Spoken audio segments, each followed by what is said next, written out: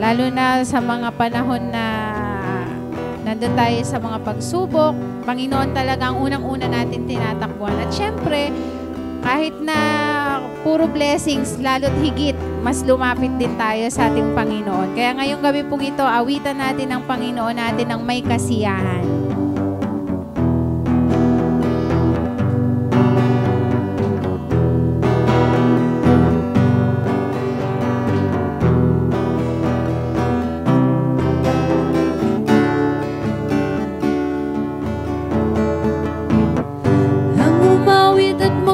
Sa'yo, aking tugon sa pag-ibig mo.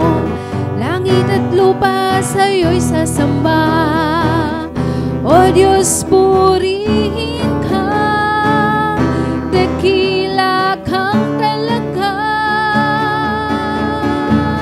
Ikaw ang hinahanap ko sa buhay kong ito. Pag wala ka ay di makontento tuwing sumasamba sa'yo, sagad-sagana ng kasiyahang tunay na nadarama ko. Amen. Ang banal na tahanan mo, ang hinahanap ng puso ko, kaligayahang di kayang bilhin. Sa'yo ko lang nadama, ako'y malaya na. Ikaw ang hinahanap ko sa buhay kong ito.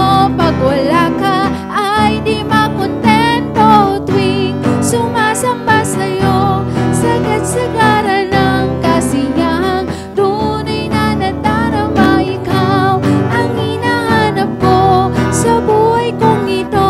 Pag wala ka ay di makontento tuwing sumasamba sa'yo, sagad-sagana ng kasiyahang tunay na nadarama ko.